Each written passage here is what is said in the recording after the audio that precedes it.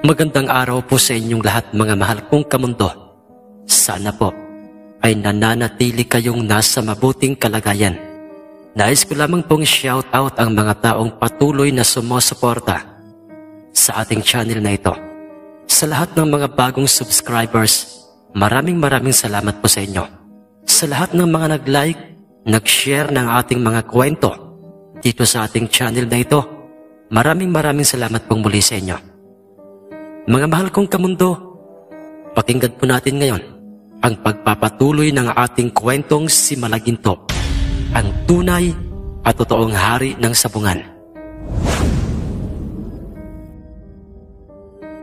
Buhay pa naman ang nasabing dalusaping panabong ni Mang Cipriano. Ngunit, nang hihina na ito, ilang sandali pa'y naglakad si Mang Cipriano dala ang kanyang panabong sa direksyong pinatatayuan nila Itay Cano at Mang Iko, kung saan ay makikitang nasa loob pa rin ng sabungan sila Itay Cano. Kaibigang Cano, natalo ang aking panabong. Ito, tanggapin niyo ang aking dalusaping panabong. Sumagot naman kagad kay Mang Cipriano si Itay Cano at sinabi nitong, Kaibigang Cipriano, pasensya ka na, pero hindi ko tatanggapin niyang iyong panabong. Buhay pa yan at alam kong kailangan mo pa siya. Anong ibig mong sabihin, Kaibigang Cano? Ang tanong ni Mang Cipriano kay Itay. Kaibigang Cipriano, panalo lang kami sa perang pusta, pero ang panabong mong yan ay sayo pa rin. Sagot ni Itay. Pero Kaibigang Cano, sa tingin ko'y hindi na magtatagal pa ang buhay nitong aking dalusapi. Diyan ka nagkakamali, Kaibigang Cipriano. Tara, sumama ka sa amin sa labas ng sabungang ito at doon sa punong yun, kung saan ay naroon ang iba ko pang mga kaibigan. Doon natin pag-usapan ang lahat. Sige Kaibigang Cano. Lumabas ng aming sabungan si Itay Cano at si Mang Iko, kasama si Mang Cipriano, at ang nooy makikitang aburidong mayamang si Don Paquito.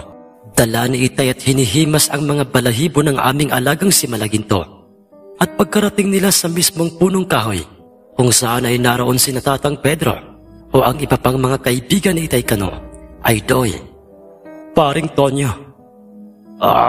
Paring Cano, ano yun?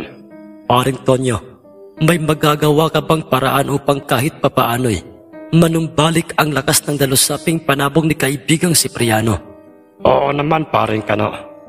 Kung ang mga tama ng tari sa kanyang katawan ay malayo sa kamamatyan, katulad ng ginawa ko noong una sa iba pang mga panabong na natalo ng ating Malaginto. Nagulat at nahiwagaan itong si Mang Cipriano sa mga isinagot na yun ni Mang Tonyo kay Itay Cano. Ngunit aminado siya sa kanyang sariling gusto rin niyang mabuhay pa o magtagal pa ang kanyang itinuturing na niyang kaibigang panabong. Kung kaya't, Teka lang Kaibigang Cano, mga kaibigan, hindi ko maintindihan kung ano ba ang ibig niyong sabihin. Ang tanong ni Mang Cipriano. Kaibigang Cipriano, si Paring Tonyo na aming kaibigan ay mayroong nalalamang mga orasyon o mga salitang buhay sa larangan ng panggagamot. Nagagawa niya yun o nagkakabisa lamang ang kanyang mga orasyong yun. Lalo pat gagamitan niya ito ng tapang ng alak, ang paliwanag sa kanya ni Itay Cano. Ganoon ba, Kaibigang Cano? Oo, kaibigan. Kaya naman ay ibigay mo na sa kanya iyang nanghihinang panabong mo. Masayang sinunod ni Mang Cipriano si Itay. Iniabot niya ng marahan kay Mang Tonyo ang kanyang nanghihinang tuguang panabong at nakaluloy na ang kanyang ulo. Kung ito'y titingnan, at nang nasa kamay na nga ito ni Mang Tonyo o ang nasabing panabong na yon, ay dooy dinukot nito sa kanyang kaliwang malalim na bulsang suot na pantalon ang kanyang kalahating puting matapang na alak at sinabi nitong, Kaibigang Cipriano, hawakan mo munang saglit itong iyong panabong. Ang sabi ni Mang Tonyo. Sinunod naman yun ni Mang Cipriano at pagkatapos nooy umalingasaw at nalanghap kagad nilang lahat ang napakatapang na amoy ng alak nang kanyang buksan ang takip ng bote. Lumagok muna ng makailang beses si Mang Tonyo ng alak at iminumog niya ang alak sa kanyang bibig. Habang ang kanyang isip ay patuloy na umuusal ng mga buhay na mga salita, samantalang hindi naiwasan nila Mang Ciprianong hindi magbulat o magtaka sa nooy kakaibang inaasal at nakikita nila kay Mang Tonyo, lalong-lalo na nga ang mayamang si Don Paquito at ang kanyang mga tauhan. Ilang sandali pa'y marahang kinuha ni Mang Tonyo ang dalusaping panabong sa kamay ni Mang Cipriano. Yumuko si Mang Tonyo at kanyang binugahan o kanyang pinaliguan ng alak na nagmumula sa loob ng kanyang bibig ang nasabing panabong, lalo na nga ang kanyang mga sugat na kanyang tinamo sa kargadang tari ng aming malaginto. Maraming mga tinamong sugat sa katawan ang dalusapi, ngunit lahat ng yun ay puro daplis at mababaw lang. Wala itong tinamong malalim na tusok ng tari na para bang yun ay sinadya ng aming malagintong panabong upang ito ay mabigyan pa ng pagkakataong mabuhay sa tulong ni Mang Tonyo. Si Mang Tonyong dating magtatari at nabansagang ang kilabot na lasinggerong magtatari, pumungas-pungas at naglilikot sa kamay ni Mang Tonyo ang kanyang dalusaping panabong na para bang pinipilit nitong makaalpas sa mga kamay ni Mang Tonyo. Dahil kung baga sa isang tao'y ramdam nito ang hapdi ng tapang ng alak na nanunuot sa kanyang mga tinamong sugat, ilang sandali pa'y bigla na lamang itong tumahimik at tumigil sa kanyang ginagawang pagkukulapag o pagpupumiglas sa kamay ni Mang Tonyo at dooy, "Kaibigang Tonyo, lahat ng mga tama ng tari sa iyong dalusaping panabong ay pag hindi daples ay mapabaw lang. Higit sa lahat ay malayong lahat sa kamamatyan ng isang mandirigmang panabong ang kanyang mga tinamong sugat. Kaya naman ay iginagarantiya ko sa iyong 100% ay mabubuhay itong iyong dalusapi. Pero kaibigan, may sasabihin lang sana ako sa iyo." Ang sabi ni Mang Tonyo sa nooy makikita ng banaag na ng labis ng saya at pagkamanghang itsura ni Mang Cipriano. Ano yun, kaibigang Tonyo?" Tanong ni Mang Cipriano sa kanya. "Kaibigang Cipriano, huwag mo muna siyang isasabak sa salpukan sa loob ng mga 1 o 2 linggo. Masyadong maraming dugo at lakas ang nawala sa kanya, kaya't kailangan niya ng mahaba-habang pahinga. Alagaan mo siyang mabuti, kaibigang Cipriano." Ang sabi ni Mang Tonyo sa kanya. Nagpasalamat at nangako naman ng paulit-ulit kay Mang Tonyo si Mang Cipriano na susundin niya ang lahat ng mga sinasabing yon ni Mang Tonyo. Ngunit para kay Mang Cipriano, sa oras na tuluyang gumaling at lumagas na ang kanyang itinuturing ng kaibigang dalusaping panabong, ay hindi na niya ito dadalhin pa saan mang sabungan.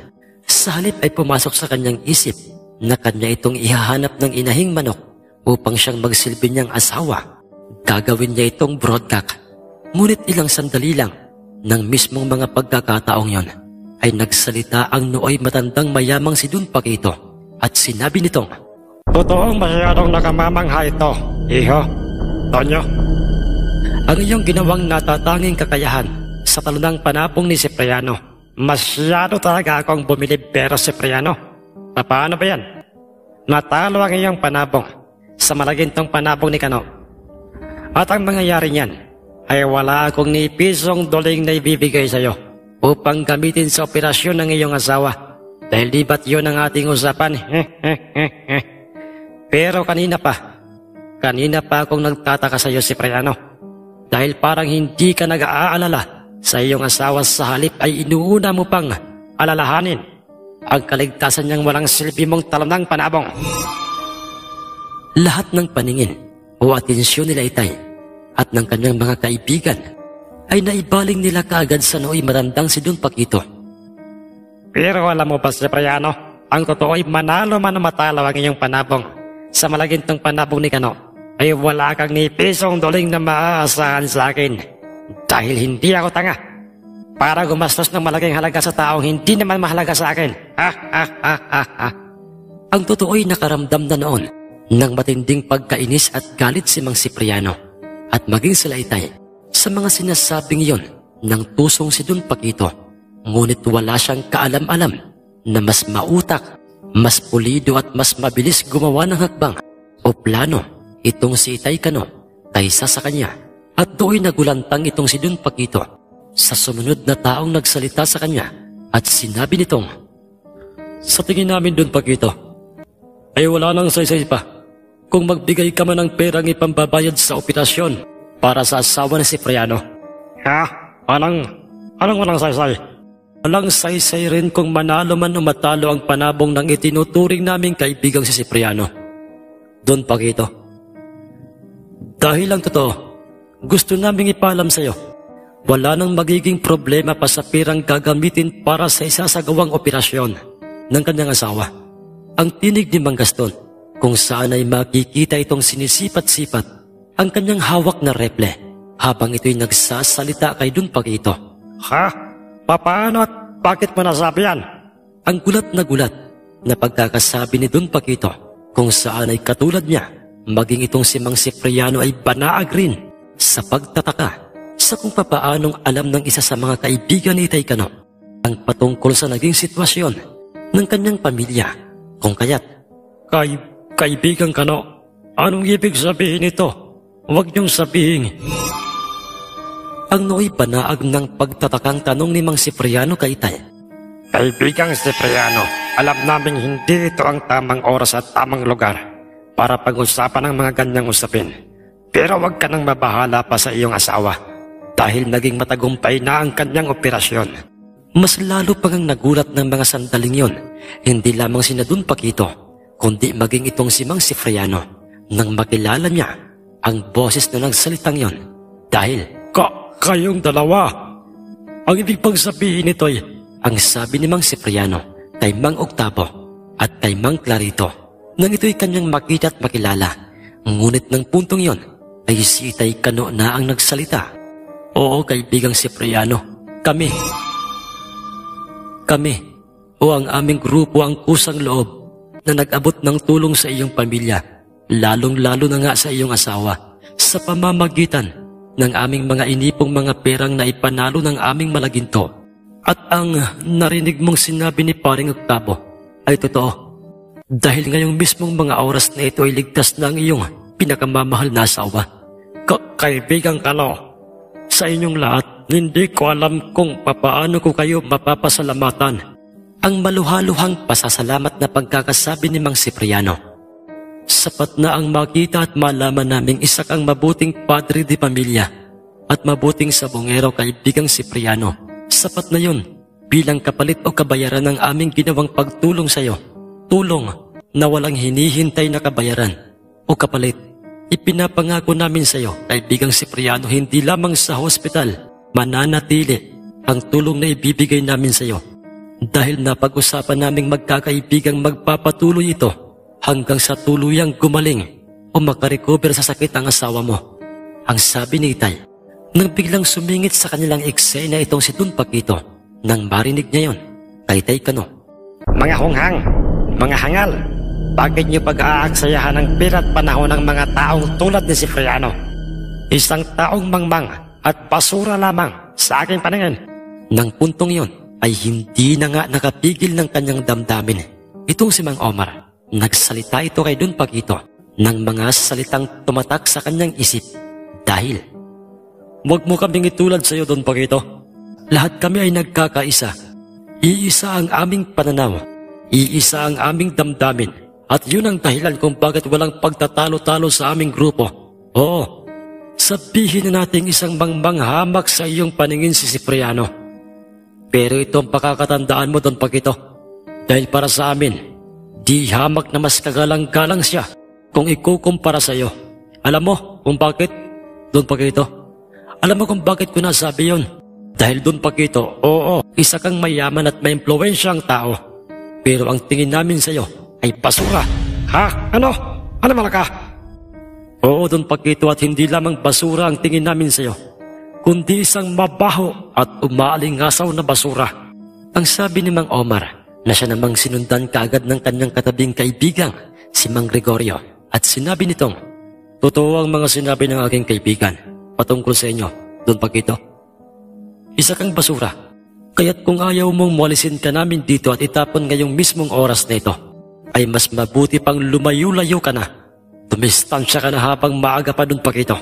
Ang sabi ni Mang Gregorio, sabay kasa ng kanyang hawak na mixing baril. Mga animal kayo! May araw rin kayo sa akin. Uubusin ko kayong lahat. Ipapapatay ko kayo. At idadamay ko ang inyong pamilya. Ang pasigaw na pagkakasabi ni Don Paquito sa grupo nila Itay Ngunit nagulantang ito nang biglang nagsalita ang aming kararating lang na kapitan at may kasama itong mga armadong mga tanod at 5 mga kapulisan ng aming bayan at may dala ang mga itong warrant o pares para kay Don Paquito. Sa tingin ko hindi na mangyayari pa yan dahil Paquito. Dahil narito na ang aming mga kapulisan upang arestuhin ka sa salang pagnanakaw. Ang sabi ng aming kapitan. Isa ka pa? Ano pang ibig niyong sabihin? Bakit may mga pulis rito?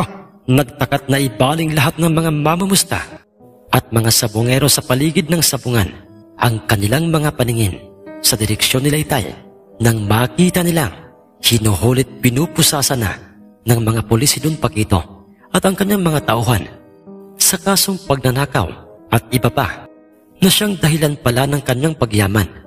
Hindi ito makapaniwalang mabubunyag lahat ng kanyang baho sa isang iglap lamang sa aming mismong sabungan.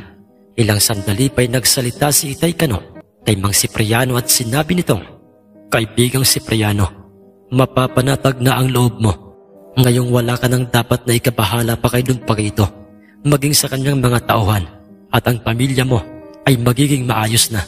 Walang sawang nagpasalamat si Mang Cipriano kina Itay Cano at sinabi pa niyang, Mga kaibigan, habang buhay ko itong tatanawing malaking utang na loob ko sa inyo.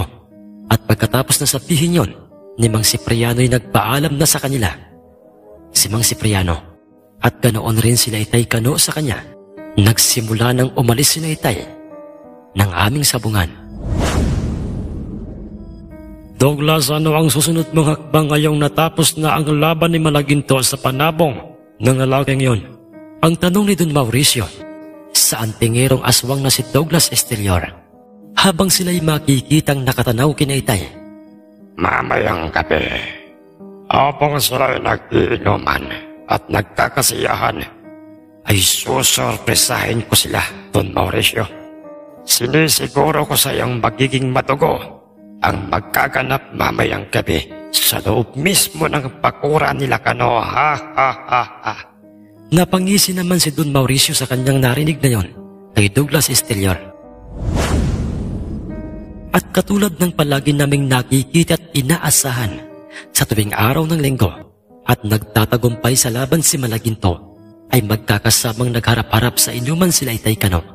Masasayang kwentuhan, biruan ang nakikita namin sa kanila. Ngunit wala silang kamalay-malay o kaalam-alam na meron ng panganib na magkaganap sa kanilang lahat. Mga kaibigan, hanggat maaari ay panatilihin natin lahat ang masigasig na pag-iingat dahil hindi natin alam kung kailan aatake si Douglas Estelior. Ang paalala ni Itay sa kanyang mga kaibigan. Ang totoo niyan, mga iho, kanina pang masama ang pakiramdam ko magmula sa ating sabungan. Nagulat at nagtaka silang lahat sa mga sinabing yun ni Lolo Pedro. Bakit niyo po nasabihan, Tatang Pedro? Ang tanong kaagad ni Mang Octavo kay Lolo Pedro.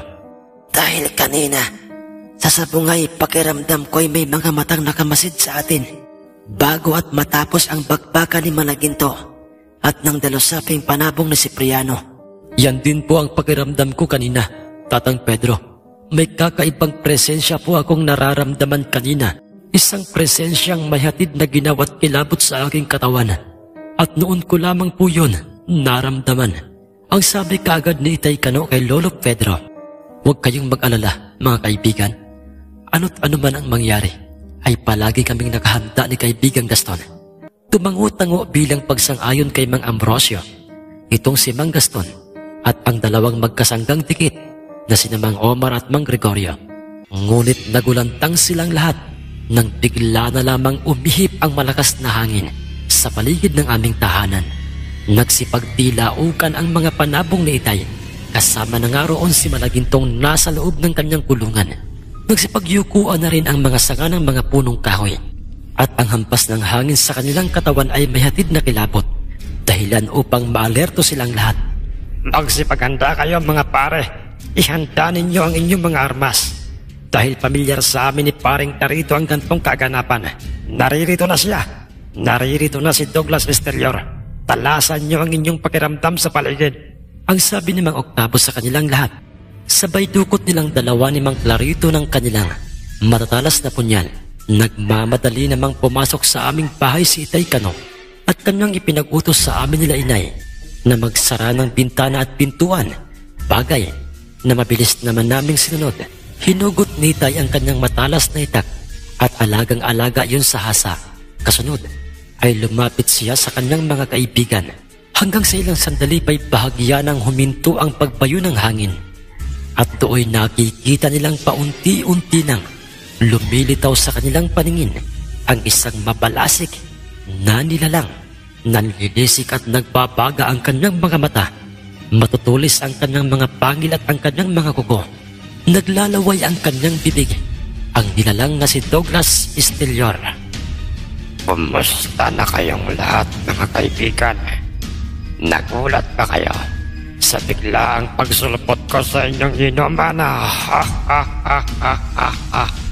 Huwag kayong mag-alala dahil gagawin kong alak ang inyong mga dugo at ipupulutan ko naman ang inyong mga lamang loob. Ang sampit ni Douglas Estelior, Itay Kano, kung saan ay walang mababa na agni katiting. Natakot o pagkaduwag sa kanyang hitsura, sa halip ay larawan ito ng isang anyo ng demonyo. Isa-isang lumabas ng aming balkonahe si Itay Kano at ang kanyang mga kaibigan, at lahat sila'y pare-pareho ng mga nakahanda na. Higit sa lahat ay wala kaming maaaninag ni katiting na takot sa hitsura nilang lahat. Naglakad silang lahat papalapit sa antingerong aswang, samantalang kami noon nila Inay Estela ay ramdam na namin ang matinding takot ng mga pagkakataong yon. Sino ka bang talaga? At anong masamang hangin ang nagdala sa iyo rito? Huwag mong sabihing inutusan ka ng iyong amang Diablo upang bisitahin kami rito, pues hindi kami tumatanggap ng mga bisitang nagkukunwaring matapang. Pero ang totoo ay, pera lang ang nagpapagalaw sa iyo. Isa ka lang tauhan, hindi ba? Ang nooy taos noong pagkakasabi ni Mang Gaston kay Douglas Estelior, kung saan ay makikita na itong mahigpit na nga niyang hawak ang kanyang pag-aaring reple. At yung din ang eksenang nakikita namin noon kay Mang Ambrosio, Mang Omar at Mang Gregorio. Ngunit mariing tinitigan lamang siya ng antingerong aswang. Kasunod noy, ngumisi ito na parang walang kinatatakutan sa isa man sa kanila. Masyadong mahaba ang tila mo, lalaki. Huwag kang umasa sa iyong kakayahan dahil wala pa yan sa aking kalingkingan. Ang wika ni Douglas Estelior kay Mang Gaston, at ang sumunod na nagsalita ay si Lolo Pedro, at sinabi niyang, Magtapat ka, nilalang. Sino ang nag-utos sa'yo? Nagawan kami ng masama. Dahil lang totoo'y wala naman kaming nagawang kasalanan sa'yo. Katunayan, ngayon ka lamang namin nakita. Pero bakit ganyan ka? Kaprosikidong katayin kami. Nilalang, magsabi ka ng totoo. Alam naming may isang tao sa likod ng lahat ng ito. Magsalita ka kung sino siya. Tama ka, tanda. Totoo ngang may isang taong nag-utos sa aking inispat sa kayong lahat. Pero hindi na mahalaga pa na makilala niyo siya. Dahil lang totoo, hindi ako interesado sa perang ipampapayad niya sa akin. Alam niyo kung bakit? Ang dugot laman ng mga katulad niyo ang kinasasabikan kong lantakan, at nasisiguro ko sa aking sariling hindi ako magsasawa. Huwag mo muna siyang pilitin pang sabihin sa atin, Tatang Pedro, kung sino ang taong nag-utos sa kanya para gawan tayo ng masama. Dahil kung ayaw niyang makuha sa maayos na pagkikiusap, pues, idadaan natin siya sa pirsahan. Ang magkahulugang sabi kaagad ni Mang Omar, ngunit hindi pa rin kakikitaan ng takot ang antingerong aswang. Sa halip ay patuloy ang pagtulo ng kanyang mabahong laway, na para bang kanina pa itong natatakam sa kanila, hanggang sa magsalita ang kanina pang seryosong si Itay Kano. Tamang lahat ang mga sinabi ni Paring Omar, mga pare. Ang isang nilalang na katulad niya ay malabong paaminin, kaya't kinakailangan natin siyang itaan sa dahas. Kung yun ay kinakailangan, Mag-iingat tayo mga pare. Ako na ang mauuna. Mga pare, paring Ambrosio, nakahanda ka na ba? Oo, paring Gaston, kanina pa akong nakahanda. Itong sa'yo. Naunang magpaputok ng kanyang reple si Mang Gaston. Inasinta niya at pinunteriya ng kanyang bala. Ng reple, ang nakatayong nilalang. Bagay na sinamantala naman ng iba pa niyang mga kaibigan o nilaytay kano. Nagsipulasan silang lahat upang sabay-sabay na umatake sa antingerong aswang. Ngunit nagtaka si Mang Gaston sa kung papaanong biglang naglaho sa kanilang paningin ang antingerong aswang na si Douglas. Paring Gaston, papaano natin siya mapapatay kung may kakayahan nga siyang maglaho sa isang kisap mata lang? Ang nagtatakang sabi ni Mang Ambrosio. Huwag kang panghinaan ng loob, paring Ambrosio. Dahil inaasahan ko nang mawawala sa ating paningin. Nausyami ang dapat na sanay sabay-sabay na pag-atake nilang lahat kay Douglas Esterior dahil sa ito'y nagmistulang usok sa kanilang mga paningin. Talasan niyo pa mga pare ang inyong pantama dahil alam kong susulpot na lang siyang bigla sa ating tabi. Ang pasigaw na pagkakasabi ni Mang Octavo na siya namang ginawa nila Itay Kano. Tigi-isang matatalas na mga taring kanila pang ibinabad sa suka na merong asin ang nagsilbing armas ng dalawang mga apong magtatari ni Lolo Pedro. Ganoon rin ang nooy na kay Lolo Pedro. Tig-isang maiksing baril naman ang sandata ng magkaibigang sina Mang Omar at Mang Gregorio. Ganoon din kay Mang Ambrosio at kina Mang Elizar, Mang Alfredo, Mang Tonyo, Mang Igo, Mang Rudy, Mang Octavo at Mang Clarito ay pare-parehong mga punyal ang nagsisilbi nilang sandata. Samantalang kay Itay Kano ay ang kanyang iniingatang matalas na itak ang makikitang nasa kanyang kamay.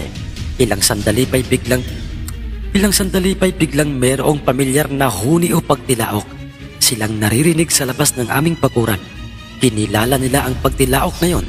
Lalong-lalo na nga si Itay Kano at do'y sabay-sabay nilang lahat na naibaling ang kanilang mga paningin sa direksyon ng labas ng aming bakuran dahil sa doon nagmumula ang naririnig nilang pagtilaok na yon.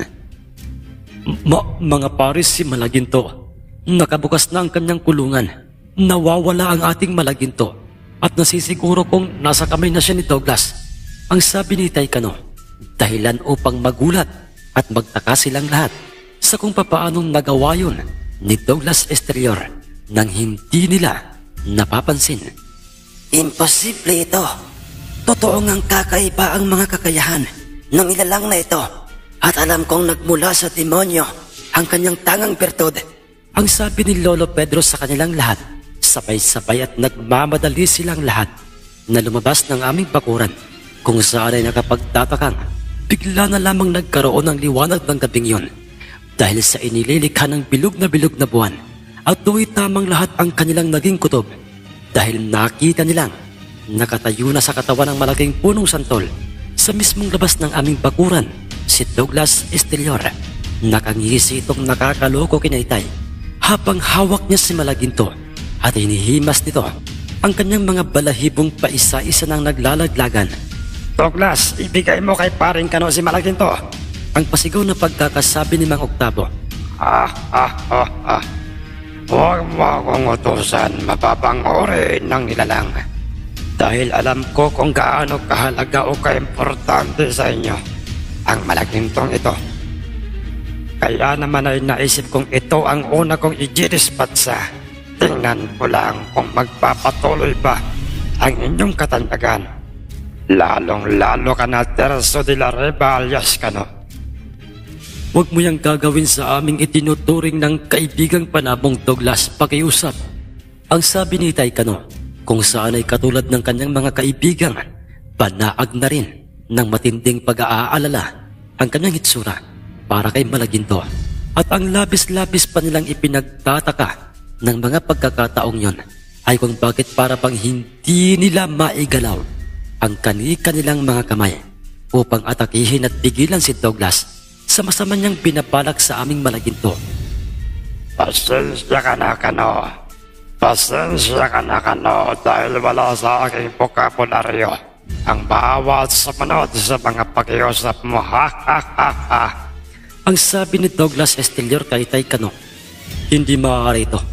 Kinakailangan nating makaisip ng magandang paraan para makuha sa kanya o mabitawan niya si Malaginto. Paring Ambrosio, oo paring Gaston, kailangan nating mag-isip ng magandang paraan bago pa mahuli ang lahat. Hindi mo mapapatay ang aming Malagintong Panabong. Hindi ka magtatagumpay dahil uunahan na kita. Bubutasin ko ang iyong katawan at palalabasin kong lahat ang iyong mga bituka, animal kang demonyo ka. Dito sa'yo, paring Iko, wag mong gagawin yan, mapapahama ka.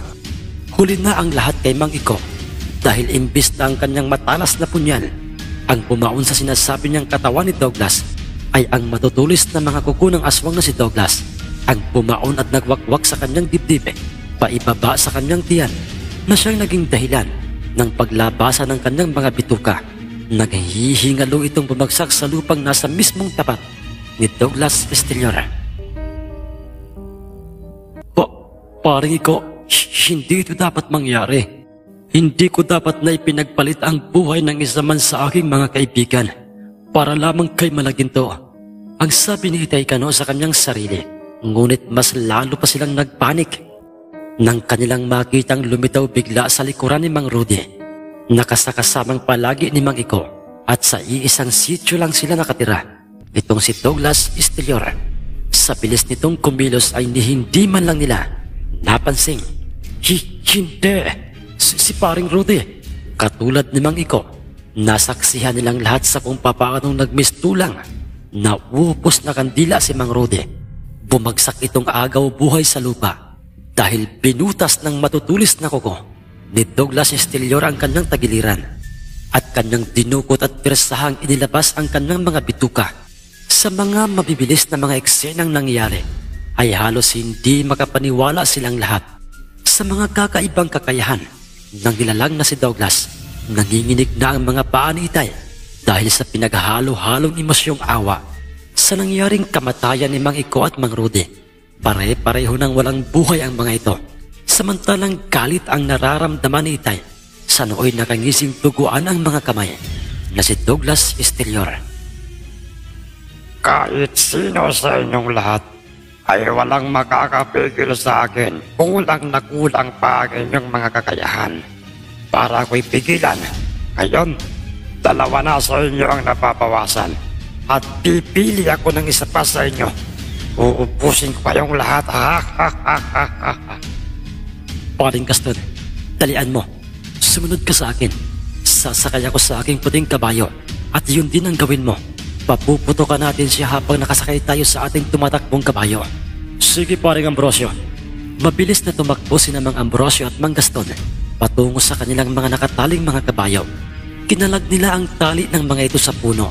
Sumakay sila sa kanilang pag-aaring kabayo at nagmamadali nila itong pinatakbo sa direksyon ni Douglas Estelior habang nakaumang ang kanilang mga armas sa antingerong aswang na may hawak kay Malaginto.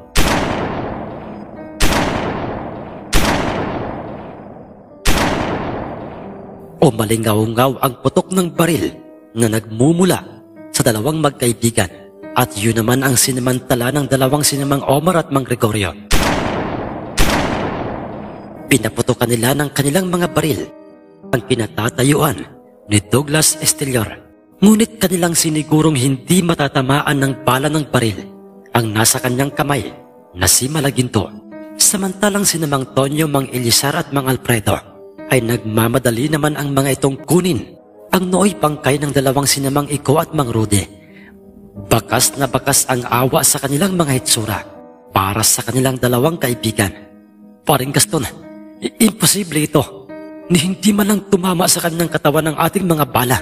Ganoon rin ang mga bala nila paring Omar at paring Gregorio. Ang nagtatakang sabi ni Mang Ambrosio, banaag silang lahat ng pagtataka sa mga pangyayari. Oo paring Ambrosio. Pero tingnan mo si Douglas. Nawawala na sa kanyang kamay si Malaginto. Sagot naman sa kanya ni Mang Gaston. Pagpapayaran nyo ng mga lang ginawa nyong ito.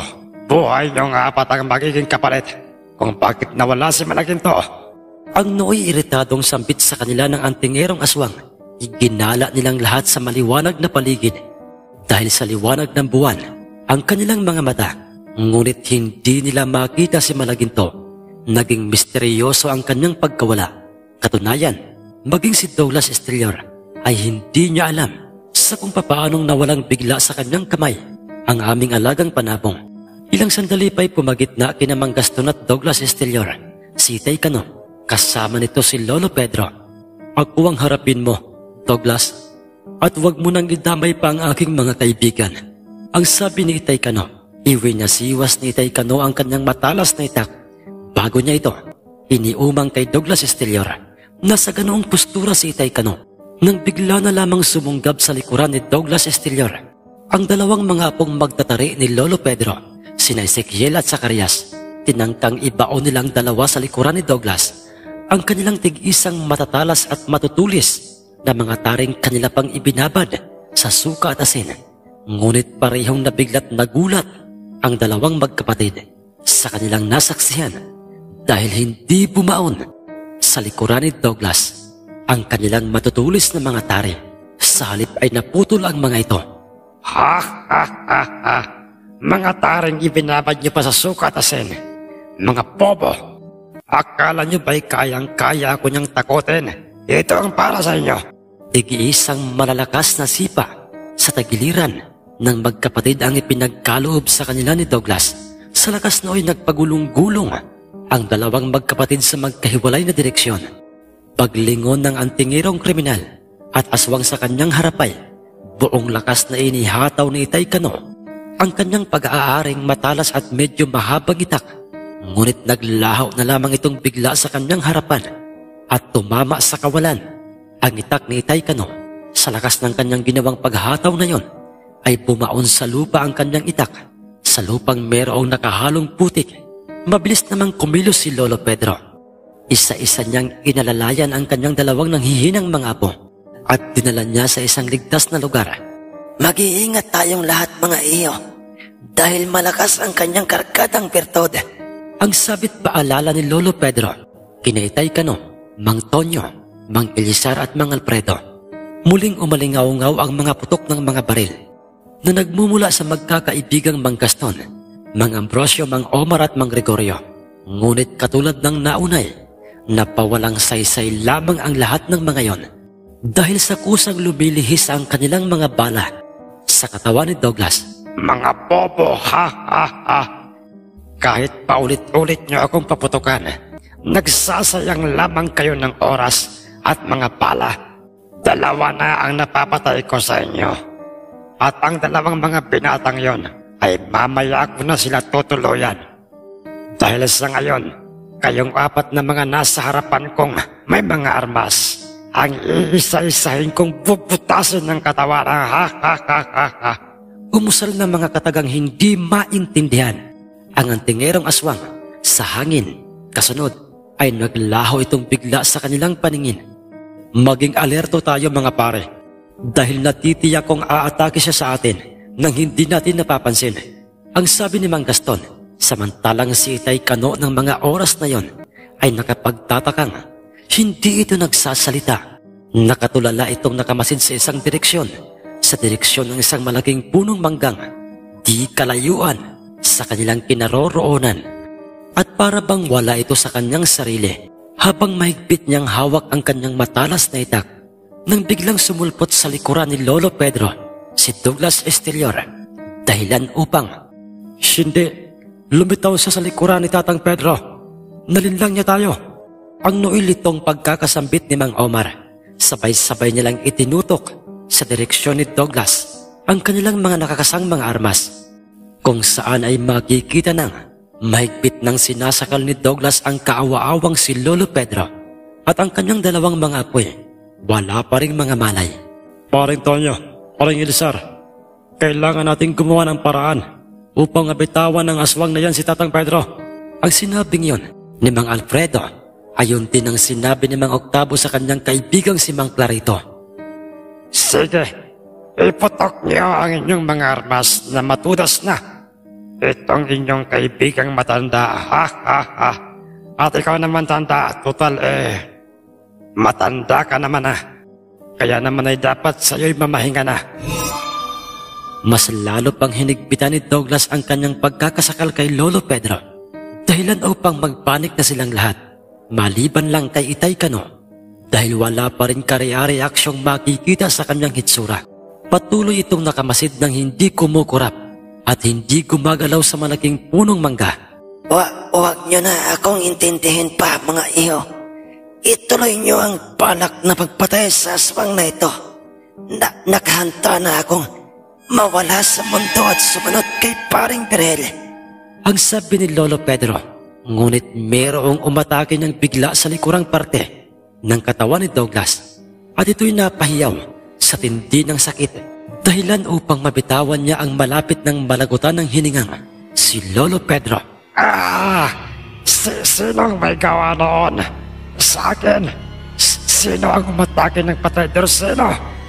Ang palahaw na pagkakasabi ni Douglas Estilor, kung saan ay makikita itong nakaluhod sa lupa at duguan na ang kanyang likurang. Mayroon ang tinamong pahabang sugat dahil sa bumaong matalas na itak sa kanya. At ang itak na yon ay ang pag-aaring itak ni Itay Cano. Minsan na akong nawalan ng isang kaibigan, si Tatang Birhel, at labis-labis naming lahat na ipinagluksa yun. Ngayon, dalawa naman sa aming mga kaibigan ang kinuhanan mo ng buhay at ayoko nang mangyari pa yun. Boses ng nooy seryosong nagsasalitang nakatayong si Itay Cano. Ay, ikaw? Pero paano nangyari nagawa mo akong sugatan? Hindi ko alam, Douglas. Pero naaalala mo pa ba noong tinangka kong hatawin ka nitong aking itak kanina? Pero umiwas ka dahilan upang sa lupa bumaon ang aking itak na ito. At nang ito'y hinugot ko, nakita kong may mga nakadikit pang mga lupa't putik ang talim ng aking itak. At sa tingin ko yun ang nagsilbing pangsumpa sa isang katulad mong nilalang. At hindi ako magsasawang ulit-uliting gawin dyan sa'yo. Huwag ka no. Huwag mong gagawin yan. Tatlo pang sunod-sunod na inihataw ni Itay Cano sa katawan ni Douglas ang kanyang matalas na itak na mayroong pang nakadikit na mga lupa at putik ang talim noon. At yun ang naging dahilan ng panghihina ng duguan ng si Douglas Estilor. Ngunit nagawa pa nitong tumayo upang magtangkang tumakas. Mangha at halos hindi makapaniwala ang mga kaibigan ni Itay sa mga nangyayaring kakaiba na yon kay Itay. Pasensya ka na, Douglas, pero kinakailangan ko itong gawin, ang sabi ni Itay. Tinangka pa sanang sundan ni Itay ang nooy pilit na naglalakad palayo sa kanilang si Douglas. Ngunit tatlong payasong bigla na lamang sumulpot ang bumaon sa katawan ni Douglas sa kanyang mismong dibdib. Tumama ang tatlong mga payasong yon. Tumama sa kanyang dibdib ang tatlong mga payasong yon. At yun ay nagmumula sa itaas ng punong mangga. May nakialam pang mga ibang nilalang. Ang huling mga katagang binigkas ni Douglas. Bago ito, tuluyang bumulagta sa lupa.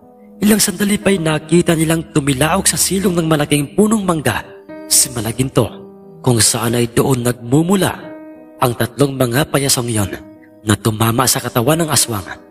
Na tumama sa katawan ng aswang na si Douglas. Kaibigang Malaginto, alam kong hindi pa ito ang tamang panahon ng pamamaalam mo sa amin.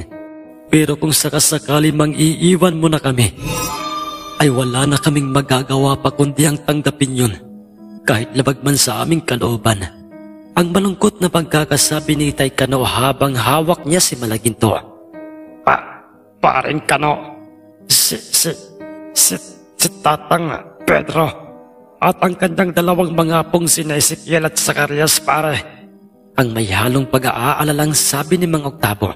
At doon, Masaya ako, mga iho. Kung sakaling ito na ang aking katapusan, sa wakas, makikita at magkakasama ko na rin si paring Birhel. Tatang Pedro, lumaban po kayo. Mabubuhay pa po kayo. Dadalhin ka namin sa ospital at ang iyong dalawang mga apo. Hindi na, iho. Matagal-tagal na rin akong nabubuhay sa mundong ito. Kaya't napapanahon na rin sigurong magpaalam ako sa inyo. Ezekiel, Zacarias, mga apo. Kung sakali mang magkaligtas man kayo, iyon ay labis kong ipinagpapasalamat sa Diyos. Matapos na banggitin niyo ng nooy agaw buhay ng si Lolo Pedro, ay binawian na nga ito ng kanyang hiram na buhay. Halos sinukluban ng langit at ng lupa noon. Sila'y Taycano, lahat sila'y labis na dinamdam ang pagkawala ng kanilang itinuturing ng amang si Lolo Pedro. Paring Kano, sinikap kong pagalingin si Ezekiel at Zacarias, pero nabigo ako, kaibigan, dahil patay na sila. Paring Kano. Hindi ko sugat akalaing hahantong sa ganito ang lahat. Totoo ngang sinabi sa akin ng aking mga kaibigang mga engkanto sa aking panaginip na may mga kaibigan akong magpapaalam at hindi kayang pigilan ng sino man ang kanilang nakatakdang kamatayan. Ang sabi ni Taycano, dahil ang sanhi ng pagkamatay ng dalawang mga apo ni Lolo Pedro ay ang pagkabagok ng kanilang mga ulo dahil sa parehong tumama sa bato ang kanilang mga ulo nang sila'y inatake ni Douglas Stiller.